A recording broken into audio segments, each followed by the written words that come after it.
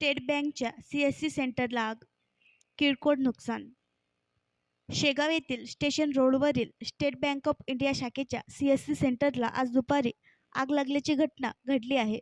आगीत लॅपटॉपसह प्रिंटर व फर्निचर जळून खाक झाले असून सदर आग कशामुळे लागली आहे याचे निश्चित कारण सध्या सांगता येणार नाही, अशी माहिती SBIचे मॅनेजर महेंद्र कुमार यांनी दिली आहे.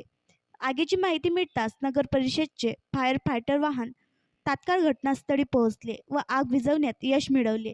शहर पोलिसांनी घटनास्थळाचा पंचनामा केला असून आग कशामुळे लागली याचा शोध पोलीस घेत आहेत.